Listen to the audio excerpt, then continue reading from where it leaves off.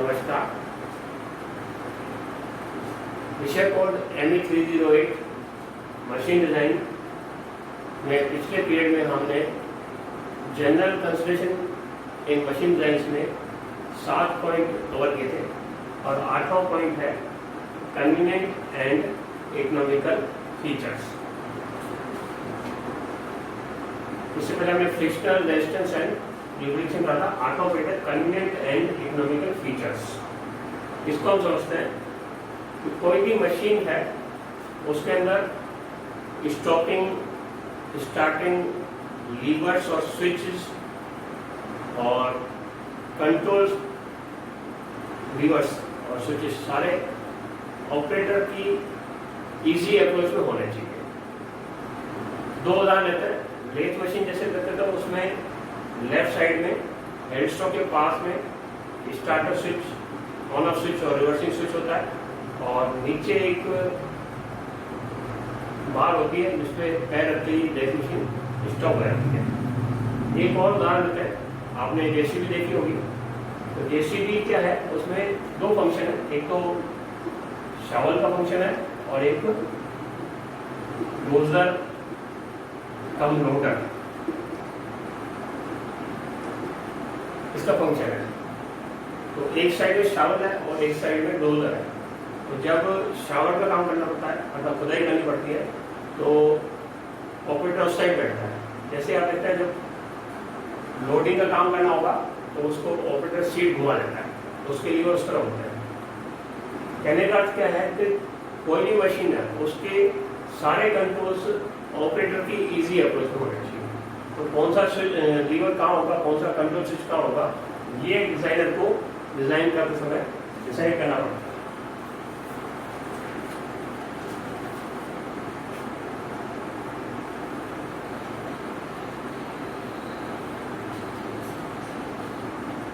Next है number 9, use of standard part.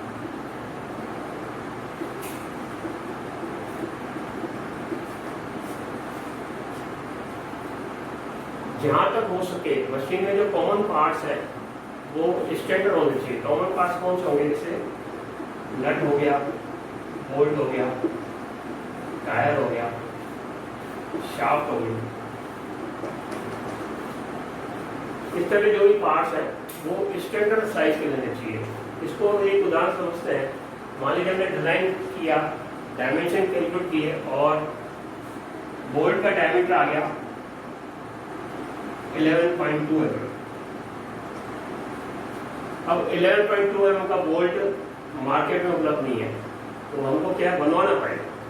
अब बनवाएंगे तो पूरी डिजाइन की कॉस्ट हमसे वसूल कर ली जाएगी। तो उसके से हम क्या करेंगे, मार्केट में 12 mm का बोल्ट अवेलेबल है तो हम इसको 11.2 की जगह 12 mm ही लेंगे। इसी तरह मान लीजिए शाफ्ट हमने डिजाइन करी और शाफ्ट का व्यास 23.5 mm आया और शाफ्ट जो है बेयरिंग में घूमेगी और बेयरिंग 23.5 mm की मार्केट में उपलब्ध नहीं है। 20 mm है, उसके बाद 25 mm है। तो जिस साइज की बेयरिंग मार्केट में उपलब्ध है, शाफ्ट की साइज उसके स्टैंडर्ड में कन्वर्ट करनी होगी। ऐसे टायर है, टायर का यदि साइज हमको ऐसा रखना है जो मार्केट में इजीली अवेलेबल है, ताकि टायर बनाने कंपनियां वो मार्केट में चीज़ें बना के रखती हैं, तो उसी को यूज़ करना है। तो यूज ऑफ स्टैंडर्ड पार्ट्स में डिजाइनर को ये ध्यान रखना होगा कि कुछ पार्ट्स ऐसे होते हैं जिनकी साइज स्टैंडर्ड होनी चाहिए। स्टैंडर्ड रखेंगे तो कॉस्ट कम आएगी, मार्केट में इजीली उपलब्ध हो जाएगा, और नॉन स्टैंडर्ड रखेंगे तो कॉस्ट अधिक आएगी। नेक्स्ट है सेफ्टी ऑफ ऑपरेशन।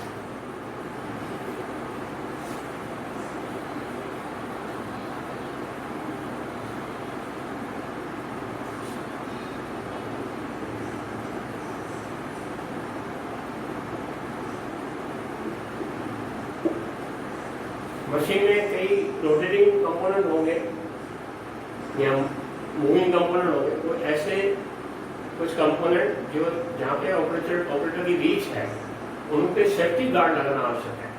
मान लीजिए कोई कपलिंग रोटेट हो रही है और उस पर बोल्ट वगैरह लगे हुए हैं, और वो ऑपरेटर के अप्रोच में है तो ऑपरेटर के कपड़े उसे फंस सकते हैं।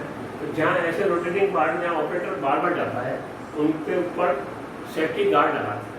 तो ये क्या कहता है, सेफ्टी ऑफ ऑपरेशन।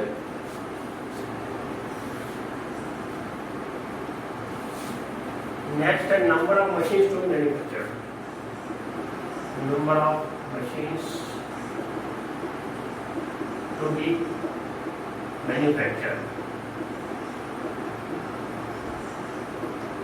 कुल कितनी मशीनें बनानी है, ये डिजाइनर को सोचना होगा। आपको डिजाइन करने से पहले देखना होगा कि कुल कितनी मशीनें उत्पादन किया जाएगा। मान लीजिए मशीनों की संख्या कम है तो उसके अकॉर्डिंग हमको सोचना होगा, क्योंकि प्रत्येक उद्योग में या प्रत्येक कंपनी में जो ओवरहेड होंगे वो सभी पे चार्ज होते हैं। यदि नंबर ऑफ मशीन कम है तो ओवरहेड्स उसके सबसे बढ़ जाएंगे। तो उसका ध्यान रखना है कुल कितनी मशीनें मैन्युफैक्चर की जाएगी। यदि ज़्यादा मैन्युफैक्चर की जाएगी तो डिज़ाइन में अधिक समय लगाया जा सकता है, पैसा बचेगा। यदि मशीनें ही कम है तो कम बनानी है तो डिज़ाइन में बहुत ज़्यादा समय या पैसा नहीं लगाना है। और लास्ट है असेंबली।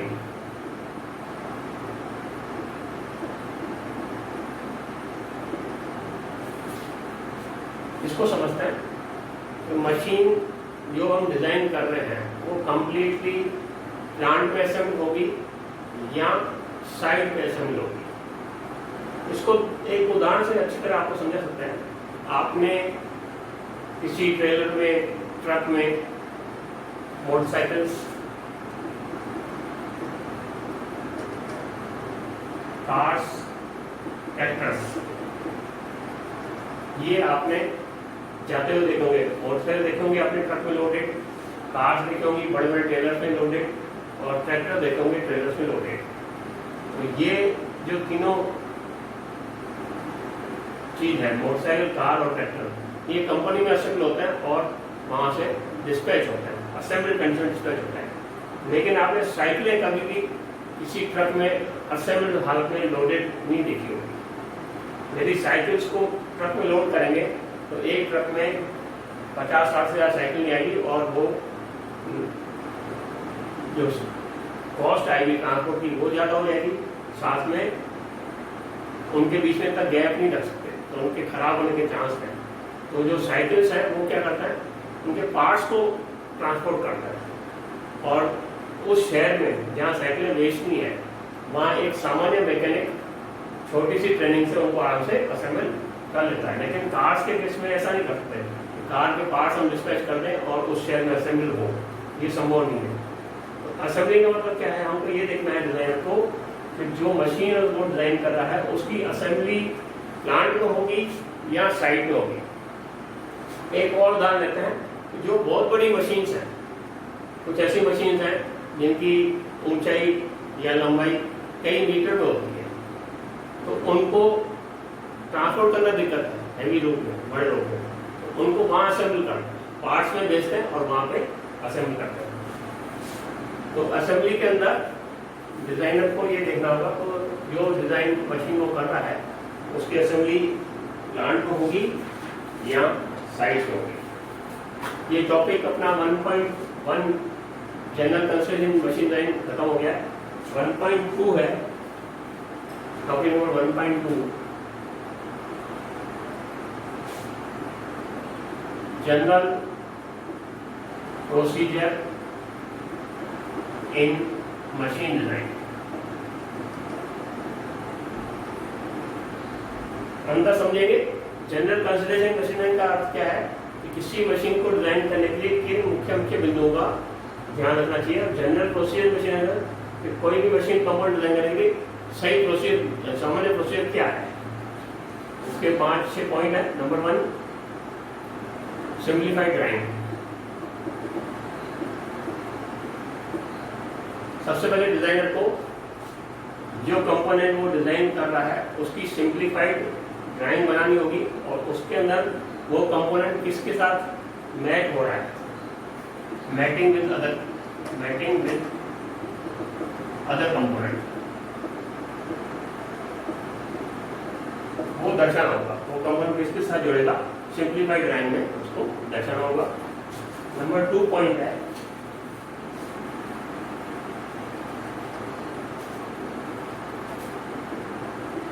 assume forces। उस कंपोनेंट पर लगने वाले बलों की कल्पना करेगा डिजाइन में, किस टाइप के और कौन कौन से बल उसके कार्य करेंगे। Number 3 calculate forces.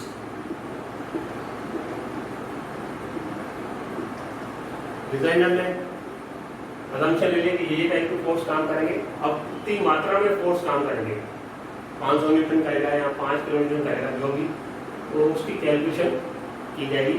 नंबर 4 है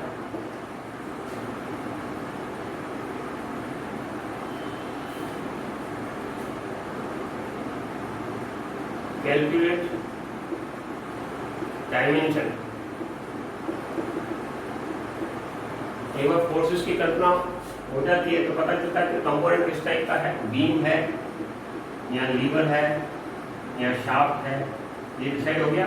अब कौन कौन से बल हो गए वो तय हो गए, उस बलों को साइन करने के लिए उसके कितने डायमेंशन, क्या क्या डायमेंशन आएंगे वो कैलकुलेट करेंगे। स्ट्रेंथ ऑफ मटेरियल के फार्मूले को, एसओएम के फार्मूले को यूज करते हुए डायमेंशन कैलकुलेट किए जाएंगे।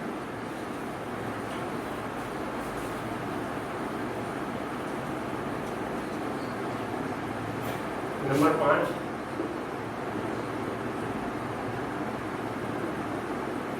करेक्शन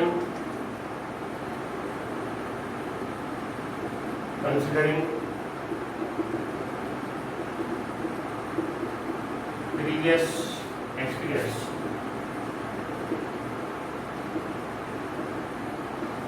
पूर्व अनुभव को देखते हुए उसमें अगर कोई करेक्शंस करने हैं तो वो करेक्शन किए जाएंगे। नंबर 6